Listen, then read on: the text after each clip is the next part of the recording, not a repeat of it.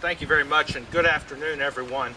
I'm going to keep my jacket on because maybe that will make me go faster in sympathy to all of you who are sitting in the sun as opposed to in the shade. So it's great to be here. It's great to be here with the mayor and with Superintendent Brown and with Secretary Ward and everyone who's been here and celebrating with us. As Monica said when we started, 4 years ago, the National Trust for Historic Preservation launched this program, and we had three key goals in mind. The first was we wanted to reach a new generation of preservationists, bringing young people into a love of history by connecting them to the places where history happened, and you've certainly heard that today. Second, we wanted to train these young people in preservation crafts and provide them with a skill that could be useful in their careers and in their future employment. And finally, we wanted to use this program to protect historic sites on public lands. So we named the program the Hope Crew, the Hands-On Preservation Experience. And it was an innovative way to get to work on national parks and national monuments and other public lands, connect with the Youth Corps movement, and partnering with the Corps Network. We were lucky, as you could tell, to find a talented and enthusiastic champion in Monica Rose, and we've been thrilled to have Monica as part of our team.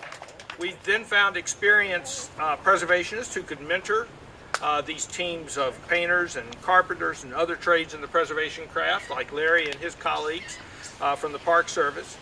And over the course of the 4 years, Monica and the Trust staff and our partners and the mentors came together to quickly build a program that really captured the public's imagination. Let me just tell you a few numbers.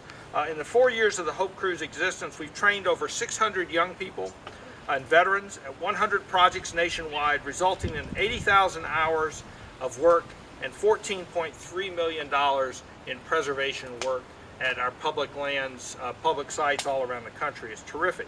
The first Hope Crew project was the rehabilitation of historic horse stables in Shenandoah National Park.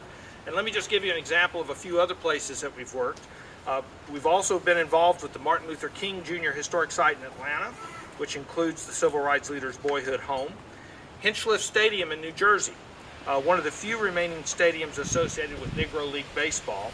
And going out west, the Whitegrass Dude Ranch in Montana, where the cabins were restored for use as a future training facility for the Western Center for Historic Preservation. The work that's done by our Hope Crews at these places really ensures that places that have a past also have a future in our public parks and our national monuments, and they're also busy engaging a new generation of preservation. The major components of the project that you've just heard about will repair the first and second floor porches of the site's historic building 50. And ultimately, Fort Monroe is going to serve as a training ground for budding preservationists to learn preservation skills at this nationally significant site. You've heard a lot about why Fort Monroe is so important. And you know, we chose Juneteenth for a reason, to have this celebration today because of the Freedom Fortress story that Glenn told you so well. It's just one of the most significant events in American history took place here and in Fort Monroe, and it's worthy of us coming here, working on this place as our 100th Hope Crew project, and being able to tell that story to a broader public. The other thing that I want to just point out in talking about the work here at Fort Monroe is that the saving of this place really was a result of great community preservation effort, and really came together. In 2005, when the Army no longer needed this space, we really put together a team working very closely with all the stakeholders here in Hampton to think about what's the future of Fort Monroe.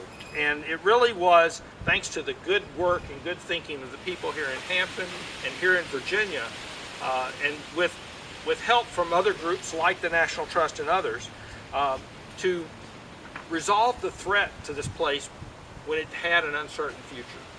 And we were pleased that it was named a national treasure by the National Trust, and just as importantly, Fort Monroe, of course, was declared a national monument by President Barack Obama in 2011. It was the first time that President Obama used the power of the Antiquities Act to create a national monument and it was very important, I think, that it was right here at Fort Monroe. Now, I want to end just by letting you know that I think I know the Hope Crew process works. Because more than 40 years ago, my first hands-on preservation experience in preservation was doing just what these young people are going to be doing in the coming days.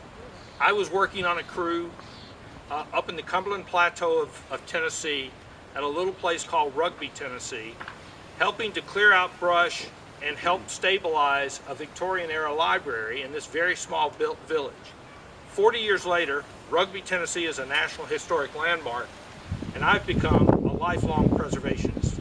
So I know that these folks are going to have the exact same experience. I know it works. I know it connects. We're really excited. All of us at the Trust are pleased to be here today, and I'm delighted to welcome one of our other partners, Marie Walker, the Vice President of the Core Network. Marie?